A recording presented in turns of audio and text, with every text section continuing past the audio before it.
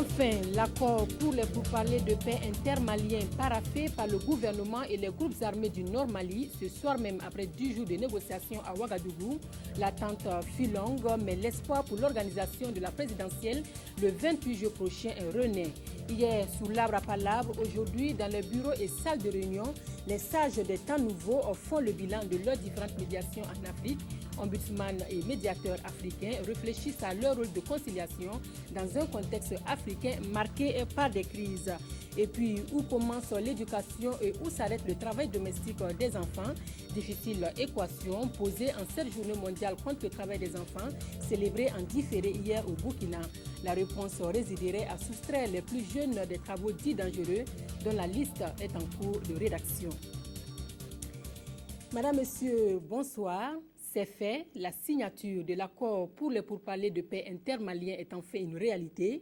Un accouchement difficile, mais au final un document signé par toutes les parties belligérantes de la crise au Mali.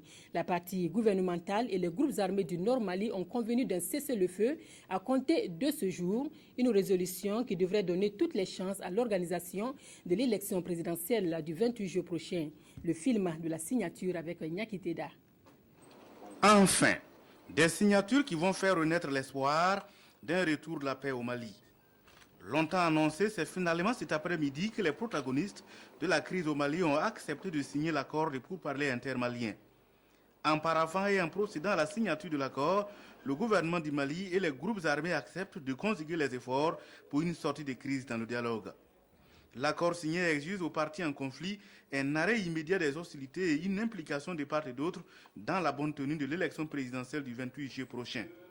La protection de la population civile, le redéploiement de l'administration au Nord Mali, la libération des prisonniers du fait de la guerre, la tenue du forum des communautés du Nord Mali sont entre autres des aspects forts de l'accord signé sous l'égide du médiateur de la CEDEAO pour le Mali. Le présent accord inscrit une dynamique nouvelle à la marche du peuple malien vers la paix et la sécurité, la consolidation de l'intégrité territoriale des institutions républicaines et démocratiques. Il confirme les immenses vertus dont recèlent le dialogue et la concertation dans la résolution des crises intercommunautaires qui secouent ou menacent de nombreuses régions sur notre continent. Je forme le vœu que l'esprit de fraternité, le sens élevé de l'intérêt national, la culture du dialogue qui ont animé l'ensemble des délégations au cours de nos concertations continuent d'inspirer le peuple frère du Mali afin que la voie d'espérance ouverte aujourd'hui conduise rapidement le Mali vers un avenir meilleur. L'accord signé prévoit un suivi régulier de la mise en œuvre des recommandations avec une implication forte des partenaires de la communauté internationale. Des partenaires qui ont été témoins de la signature de l'accord tant attendu et ont invité les protagonistes à respecter scrupuleusement les termes du document paraphé. Ce sont des signataires visiblement déterminés à le faire pour un Mali uni et qui va retrouver son intégrité territoriale. Quand on parle, on ne parle qu'une seule fois. Quand on dit qu'on fait, on le fait. On a signé la paix et puis chez nous, la hache de la guerre est enterrée. Maintenant, nous avançons vers une nouvelle vie. Du coup, c'est un premier accord qui jette les bases afin de permettre des discussions futures pour l'accord d'un règlement définitif de la crise au Mali. Le document signé indique clairement que le dialogue inclusif va se poursuivre après l'élection présidentielle et reste ouvert aux autres groupes armés non signataires et qui acceptent de respecter les termes de l'accord. Ouagadougou, comme l'arbre à palabres, les ombudsman et médiateurs africains y sont réunis pour examiner les rapports de leur médiation et leur rôle dans la résolution des crises sur le continent.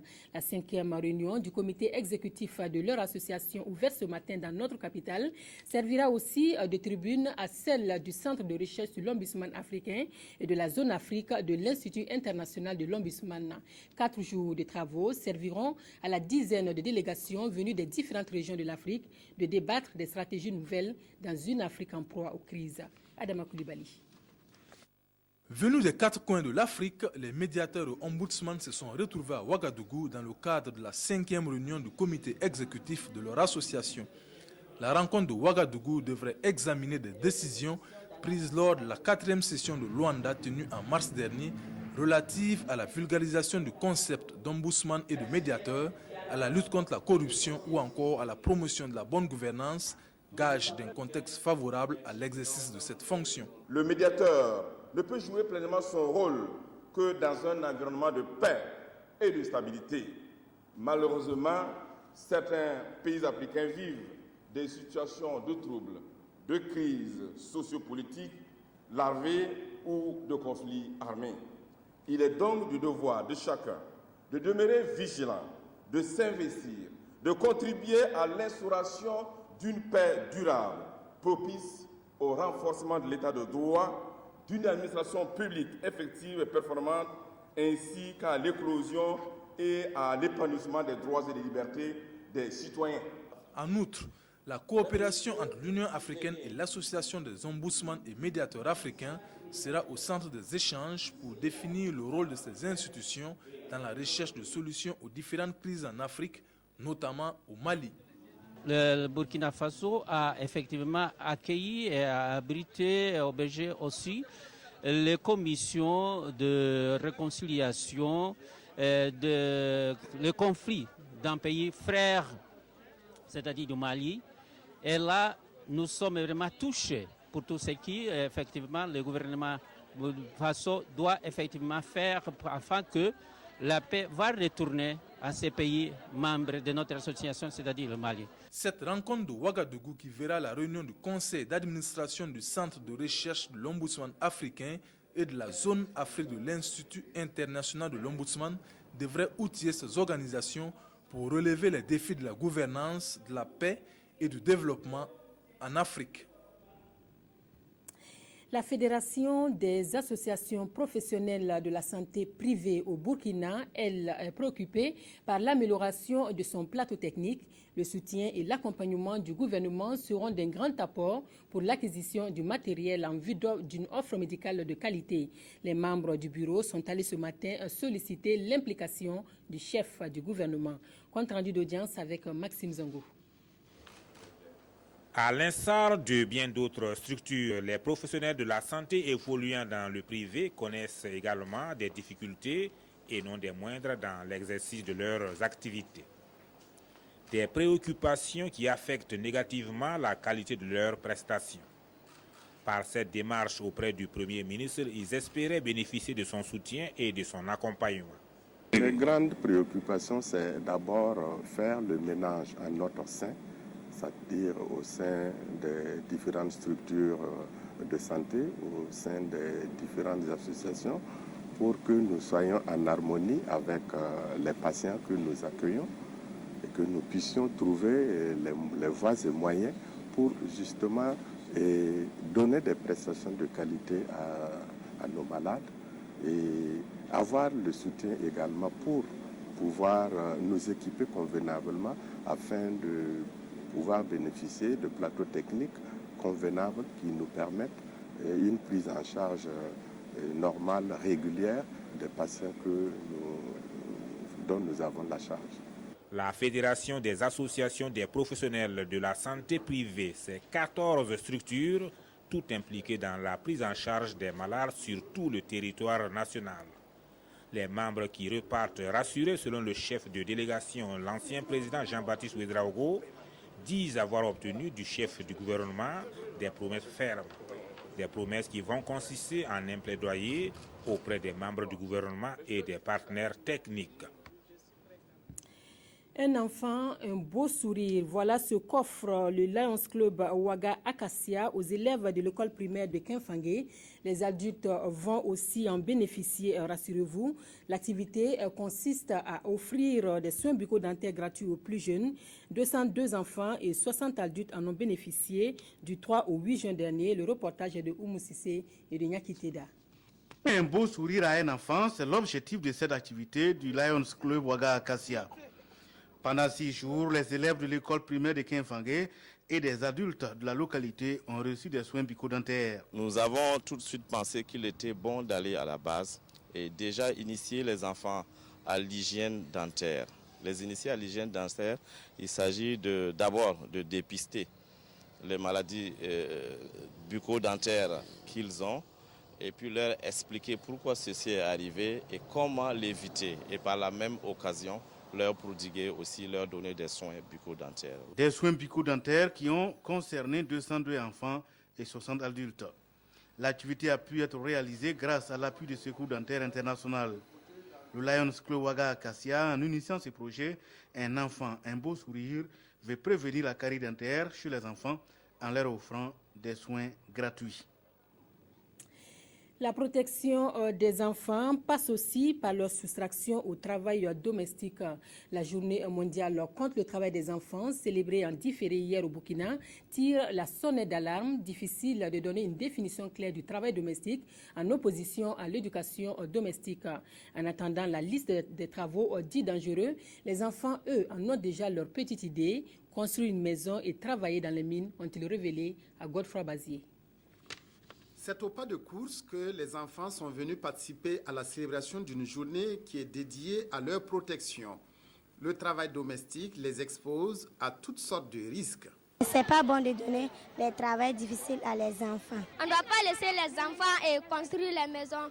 On ne doit pas laisser les enfants enlever l'or. La mobilisation de la communauté nationale pour éradiquer le phénomène qui prend de l'ampleur dans toutes les régions du Burkina bénéficie du soutien des partenaires techniques et financiers. Ces derniers refusent de croire que la pauvreté soit la seule explication possible du travail des enfants. C'est difficile de nourrir ses enfants quand on n'a pas les moyens. Et nous nous mettons aussi à la place des parents qui doivent porter ce fardeau, mais qui en même temps ne peuvent pas échapper à ce rôle qui est le leur de protéger leurs enfants. Alors il est important qu'à la fois tous ensemble, tous les partenaires se mettent ensemble. Et les partenaires qui sont là pour développer l'économie du pays, qu'ils le fassent parce que nous, protecteurs des enfants, cela nous permet à nous de mieux protéger les enfants. Au Burkina, 19,2% des enfants économiquement actifs exercent dans les travaux domestiques. Chiffres inquiétants qui interpellent décideurs et parents à engager le combat de longue haleine contre le fléau. Nous devons tous nous mobiliser contre les pires formes de travail des enfants, contre les formes de travail des enfants en milieu domestique qui sont incompatibles avec leur développement, avec leur devenir. Le gouvernement y mettra les moyens et il est normal que les parents, les familles, les acteurs de la vie, les leaders d'opinion, les communautés, les communes, partout où chaque acteur se trouve, que l'on se mobilise contre les pires formes de travail, en particulier le travail domestique des enfants. Dans l'immédiat, le Burkina envisage de ratifier la convention numéro 189 et la recommandation 201 sur les travailleurs et travailleuses domestiques. Un décret portant liste des travaux dangereux interdits aux enfants est également à l'étude. Privés de liberté pour violation des règles et principes de la société, les 38 détenus du centre pénitentiaire agricole de Baporo, dans la commune rurale de Zawara, y sont déférés pour bonne conduite. Comme Baporo, les prisons du Burkina doivent être humanisées. Le Premier ministre en fait une priorité de sa politique. Luc Adolphe Thiaw l'a réaffirmé sur place à Zawara, tout en encourageant le personnel du centre. Fousseni Kindo. Luc Adolphe Thiaw au centre pénitentiaire agricole de Baporo. Une visite mémorable, selon les responsables du centre. C'est la première fois qu'un chef de gouvernement burkinabé visite le centre. Un centre qui reçoit les condamnés ayant purgé la moitié de leur peine en milieu fermé et ayant un bon comportement et exprimant le désir d'intégrer le centre. Actuellement, 38 détenus y séjournent pour une capacité d'accueil de 80. La vocation du centre est de produire pour une autosuffisance alimentaire des établissements pénitentiaires de Burkina Faso. Une vocation que le centre peine souvent à bien remplir et pour cause. Le système d'irrigation dès le départ n'a jamais fonctionné. Il a été installé mais il n'a pas fonctionné. Ensuite, la réfection des locaux, bâtiments de détention, les logements pour le personnel et les bâtiments administratifs. Ensuite, il y a les équipements qu'il faut renouveler et puis acquérir certains équipements pour ajouter, tels que les tracteurs. Nous n'avons qu'un seul tracteur qui n'est pas puissant, un format TAC 60. Quand il ne pleut pas, on ne peut pas labourer. S'il pleut trop, on ne peut pas labourer. Donc il nous faut un tracteur puissant qui puisse labourer même à sec. En se rendant à Baporo, le Premier ministre Luc Adolphe Thiaw vient encourager le personnel, mais aussi réaffirmer la volonté du gouvernement burkinabé à conduire au mieux les réformes du système pénitentiaire au Burkina Faso. Je vais me concerter avec les ministres concernés et nous apporterons des réponses pour qu'ils puissent améliorer leur production. J'ai également souhaité qu'on puisse peut-être, s'il y a la possibilité de former les personnes qui passent ici à certaines techniques, comme aux techniques d'élevage. Vous avez vu l'importance du troupeau, mais tel qu'il est, il n'est pas du tout, je pense, il n'est pas rentable. Il faut peut-être évoluer vers l'embouche. Pour cette campagne, le centre de Baporo compte produire du riz avec l'appui du projet Rue Pluviale. 85 hectares sont prévus pour la culture avec 255 tonnes de riz paddy attendues. En matière de sécurité, le Burkina et la France renforcent leur coopération policière. 393 millions de francs CFA vont être affectés à la modernisation de la formation des policiers au Burkina. La signature de l'accord relatif au projet dit Fonds de solidarité prioritaire est intervenue hier. Réformer la formation des policiers à travers la révision des programmes, la formation des formateurs et la rénovation des structures immobilières de l'École nationale de police sont les déclinaisons de l'utilisation de ce fonds. Reportage Seydou Zon et Nathalie Savadougou. Par cet acte, le Burkina Faso et la France procèdent à la signature de la convention relative au projet de fonds de solidarité prioritaire. D'un coût global de 393 millions de francs CFA, ce financement va permettre au Burkina Faso de se doter des moyens nécessaires pour la modernisation de la formation des personnels de la police nationale. Ce nouveau projet, qui sera d'un montant de 600 000 euros, c'est-à-dire quelques 400 millions de francs CFA et s'étendra sur 3 ans, vise particulièrement la formation, à travers notamment la formation des formateurs, mais également à travers la mise à disposition de matériel de formation adéquat. Ça vise à adapter l'enseignement, le comportement, dans une logique républicaine, comme l'a dit le ministre, de l'ensemble des différents corps de la police nationale. Ce projet comprend 3 axes prioritaires, à savoir le renforcement du cadre structurel de la formation des policiers, l'amélioration de la formation et du statut des personnels enseignants et la modernisation des structures de l'École nationale de police. L'élément essentiel, ce sera une formation basée sur des métiers. Nous avons élaboré un référentiel métier. Quels sont les métiers de la police nationale? Et à partir de là, nous allons, dès le recrutement, former les policiers sur cette base-là. C'est-à-dire que ce ne sera plus une formation généraliste, mais une formation axée sur les métiers. Il est également prévu dans le cadre de ce projet l'équipement des forces de sécurité des moyens adéquats afin de permettre à la police d'être plus opérationnelle. La mise en œuvre des recommandations relevant des politiques sectorielles et de la gouvernance globale dans les ministères de janvier à juin 2013 est au centre d'une série de concertations et d'évaluations ouvertes ce lundi. Les points focaux des ministères sont invités à en faire une lecture détaillée. Les évaluations vont se poursuivre jusqu'au 21 juin. Peggy Ouedraougou. Ils sont ainsi réunis sur recommandation du comité de suivi et d'évaluation des réformes politiques. La première journée des concertations sectorielles va se dérouler selon une méthodologie bien définie, la même qui servira pour les 3 jours suivants. Nous travaillons sur la base d'un canevas, puisque lors des premières concertations, on avait fait le point des recommandations et des actions qui ont été entreprises pour leur mise en œuvre. Il y avait une série d'actions qui étaient encore à entreprendre en 2013.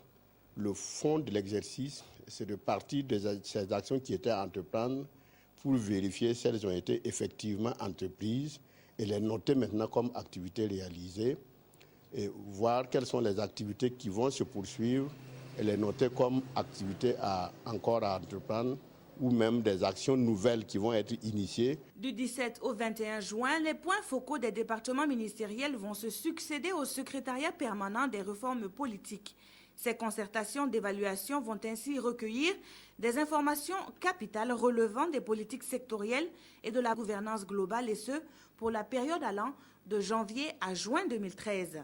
Il s'agit pour les différents représentants des différents ministères de venir faire le point de la mise en œuvre des recommandations qui sont du domaine sectoriel de chaque ministère, de façon à ce qu'on puisse faire une synthèse globale pour une validation plus tard. Donc on va aujourd'hui demander à chaque ministère de dire, parmi les recommandations sectorielles qui ont été formulées, qu'est-ce qui a pu être exécuté, qu'est-ce qui n'a pas pu être exécuté, qu'est-ce qui est en cours d'exécution, qu'est-ce qui constitue des boulots d'étranglement. Une trentaine de ministères et institutions va participer à ces présentes concertations. Des concertations qui donneront suite à un atelier interministériel prévu se tenir du 27 au 28 juin prochain à Kombisiri. 12 jours pour devenir facilitateur bridge à travers le renforcement des capacités sur la démocratie et la gouvernance. Le processus passe par la formation de ces 24 participants issus de la CENI, des partis politiques, du Conseil d'État, du Conseil constitutionnel et des organisations de la société civile. L'objectif est de mieux réussir l'organisation des prochaines élections au Burkina. C'est Sylvestre Da. 24 acteurs impliqués dans les processus électoraux au Burkina Faso prennent part à cette session de formation de Tenkodogo organisée par la Commission électorale nationale indépendante CENI et le PNUD. Certains sont des commissaires de la CENI et d'autres sont issus des partis politiques, du Conseil d'État, du Conseil constitutionnel et des organisations de la société civile. Une formation qui vise à faire de chaque participant des formateurs ou facilitateurs Bridge grâce à un programme professionnel modulaire axé sur les processus électoraux. Bridge, c'est d'abord un programme de formation en administration électorale, mais en termes de méthodologie, c'est un cours qui utilise la méthodologie participative. Parce qu'ici, nous avons affaire à des adultes qui ont déjà une certaine expérience, une formation dans le domaine des élections. Et au même moment que nous allons mettre en commun cette connaissance qu'ils ont déjà acquise, nous allons profiter pour instiller comme ça les nouvelles connaissances que nous aurons identifiées ensemble sur la base de besoins.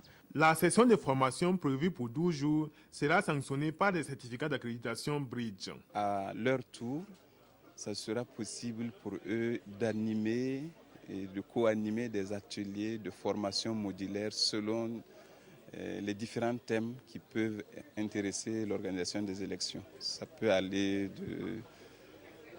du financement des partis, financement des élections, au processus électoral globalement vu. À partir de Tenkodogo, la CENI va désormais disposer donc d'une base de 24 formateurs en processus électoral. Des ressources intellectuelles qui pourront d'année en année, à des coûts réduits, assurer l'encadrement du personnel de la CENI afin de mieux réussir l'organisation des élections à venir au Burkina Faso. Au chapitre installation de maire, Jean-Marie Zongo est officiellement maire de la commune rurale de Laye depuis le 8 juin dernier. Pour son quinquennat, le nouvel édile entend s'appuyer sur le capital humain pour booster le développement de sa localité. L'investissement dans l'immobilier, la création d'emplois et la promotion de la foresterie et de l'agriculture périrurale sont les priorités de son mandat. Ramatouzida Nyakiteda. Clé à main. Écharpe autour de la taille, voilà Jean-Marie Zongo désormais investi de ses pouvoirs de maire. Il présidera pour les 5 ans à venir aux destinées de la commune rurale de Laye, localité située à une trentaine de kilomètres de Ouagadougou. Élu le 7 mars dernier, le nouveau bourgmestre dit compter sur l'accompagnement de toute la population pour réussir son mandat. Un mandat dont les priorités ne sont pas des moindres. S'occuper de l'enseignement, de la santé et des routes. Comme je dis, il faut qu'on arrive à assainir la commune. Donc, il faut qu'on fasse des tracés, c'est des priorités pour que la commune soit coquette. La mobilisation de ce samedi 8 juin autour du maire témoigne sans doute de la détermination et de l'engagement des populations de Laye pour le développement de leur commune. Une foule dans laquelle on note la présence des ressortissants, des partenaires au développement et des amis de la commune. Les populations sont déterminées pour accompagner leur maire dans les actions. Et c'est une très bonne chose. Je les invite à poursuivre dans ce sens, parce que ce n'est pas aussi simple la responsabilité d'être maire. Il a été élu, il a l'accompagnement de la population, et je pense que tous les projets qui seront mis en œuvre ici connaîtront une réussite.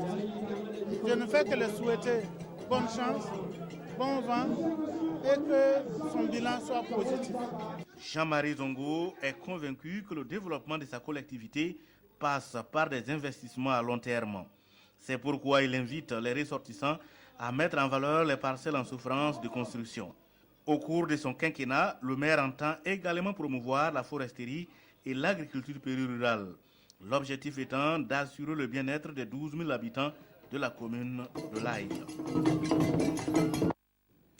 Fini la formation, place à l'évaluation des compétences professionnelles pour les 3 497 candidats au certificat de qualification professionnelle session 2013.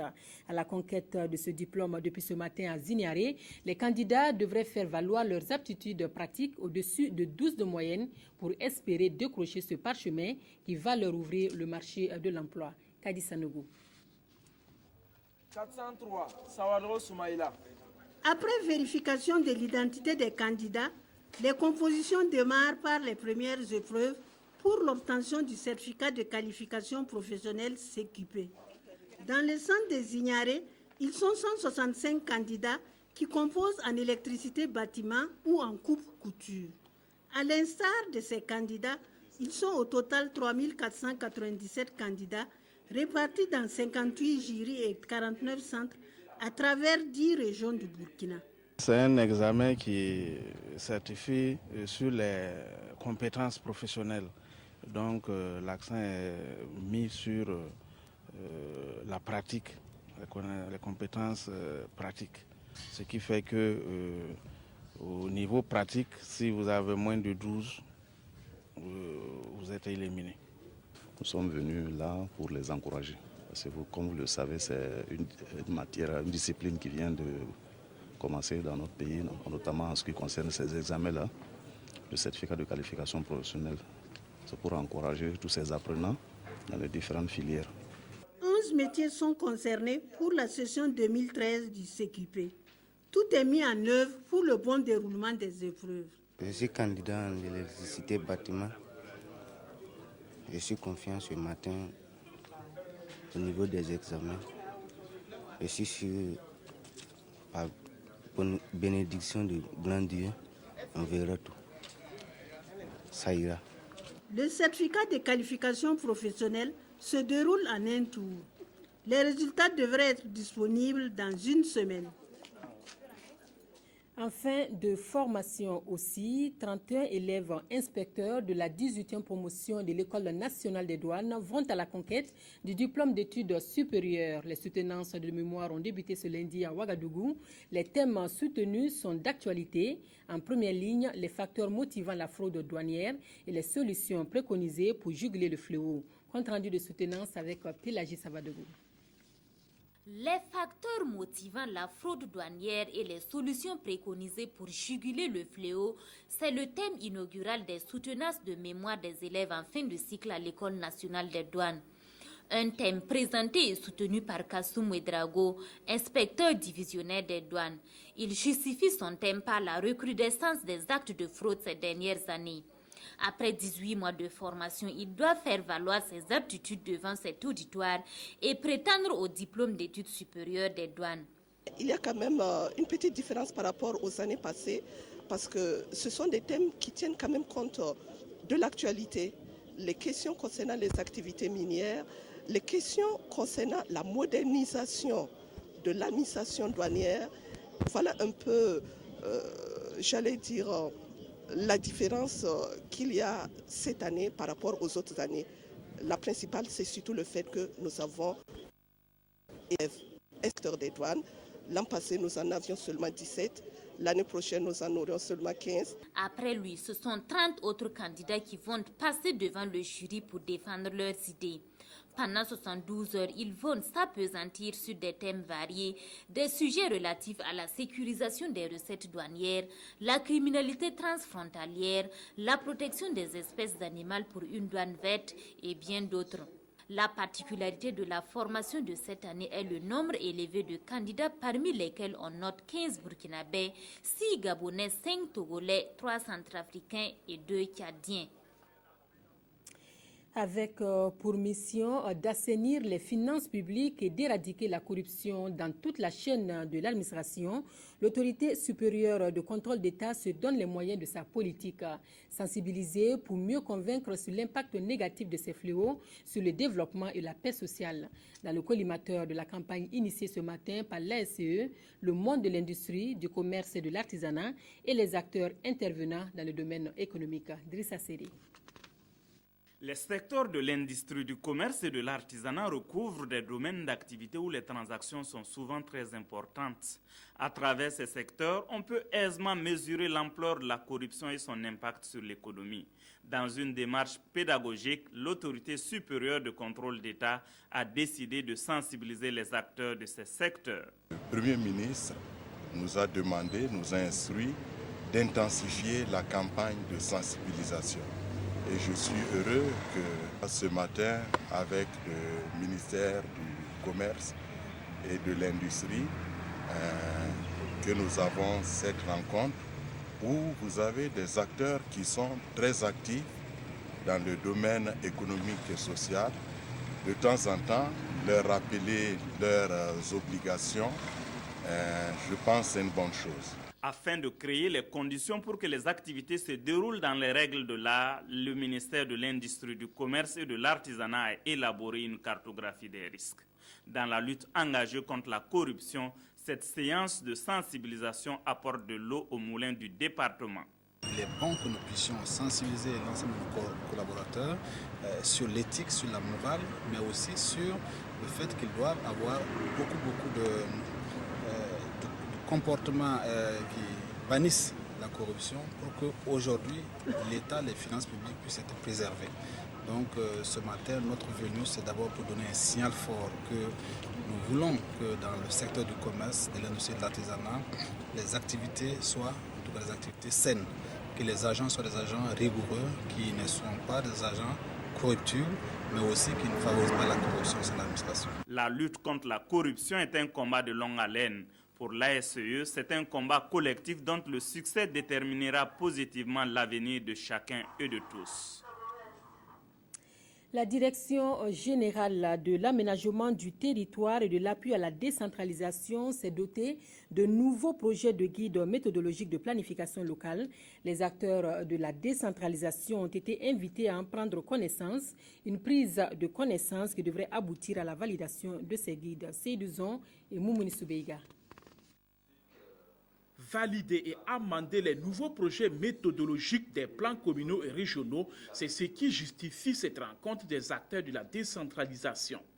Ils viennent des 13 régions du Burkina pour apporter des amendements nécessaires à 2 projets de guides qui viennent corriger les insuffisances de ceux élaborés en 2006.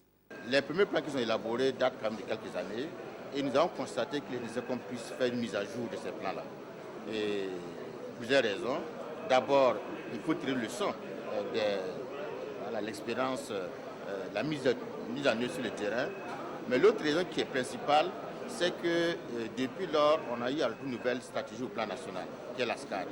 Or, il faut qu'il y ait une cohérence entre ces plans locaux et la stratégie nationale. Par conséquent, il faut qu'on revisite pour nous assurer qu'effectivement, il y a cette cohérence-là. Et enfin, troisième élément, il y a aujourd'hui des thèmes importants, des thèmes émergents qui doivent être pris en compte par toute action de développement. La question du genre, la question de la sécurité urbaine, la question du VIH-Sida. Toutes ces préoccupations prises en compte dans ces guides ainsi validés vont servir de référentiel aux nouveaux conseils communaux et régionaux. Ces guides définissent les orientations et les actions prioritaires du mandat de ces conseillers dans l'optique de contribuer au développement local. Pour l'inclusion sociale des personnes marginalisées, l'ONG Self-Help Africa joue la carte du renforcement des capacités des femmes, des hommes et jeunes vivant avec un handicap venus de 4 pays africains sont pris en charge à Ouagadougou sur le plan de la formation dans le but de les insérer dans le tissu socio-économique et de leur épanouissement. Abdoul Rasmane Zongo. Ces participants venus du Burkina Faso, du Bénin, du Togo et du Ghana se concertent à Ouagadougou autour de l'exclusion sociale des groupes marginalisés, notamment femmes, jeunes et personnes vivant avec un handicap.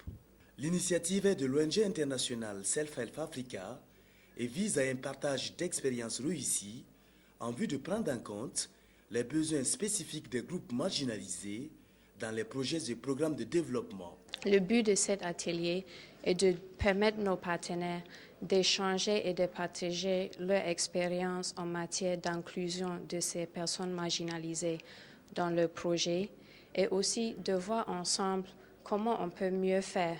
Et on ne peut pas faire le développement avec une partie de sa population. C'est pourquoi je me réjouis de tout ce qui a été déjà fait par le gouvernement par rapport à la prise en compte des personnes vivant avec un handicap et aussi à la prise en compte des femmes, des jeunes dans son ensemble pour vraiment les impliquer pour un développement équitable. Pendant 4 jours, initiateurs et bénéficiaires de cet atelier de renforcement des capacités devront formuler des recommandations permettant une meilleure insertion socio-économique des personnes vivant avec un handicap. La BCAB a 40 ans, 4 décennies au service du développement économique du Burkina. L'événement a été commémoré le week-end dernier à travers une soirée gala, une soirée d'anniversaire pour la pérennité de la banque, un moment aussi de remerciement et de récompense des employés et clients. Oumou Sissé et Nyakiteda. Ces photos sont un retour dans le temps. Un temps où la plupart de ces hommes et femmes ne faisaient pas encore partie de l'équipe de la Banque internationale pour le commerce, l'industrie et l'agriculture du Burkina Faso BCAB. Et pour la célébration de ce 40e anniversaire, anciens et nouveaux étaient réunis autour de leur directeur général. Pour moi, l'objectif, c'est pas d'être au premier ou ni au dernier rang, c'est de pouvoir continuer à évoluer, parce que les techniques évoluent beaucoup, parce que les besoins de la clientèle évoluent beaucoup. Pour ça, il faut faire beaucoup d'efforts à tous les niveaux, qu'on soit caissier ou directeur général. Et ce qui compte aussi, c'est d'assurer les 20, 30, 40 années qui suivent. Et je le dis d'autant plus volontiers que personnellement, dans 6 mois, je suis en retraite. Donc ça compte beaucoup pour moi d'assurer leur avenir. Une soirée au cours de laquelle le directeur général a remercié ses collaborateurs pour le travail abattu au quotidien pour le bon fonctionnement de la banque. Il les a en outre invités à continuer dans la même lancée pour des résultats encore plus probants. Cette soirée a été mise à profit pour remettre les prix aux équipes vainqueurs du tournoi organisé à l'occasion du 40e anniversaire de la BCAB.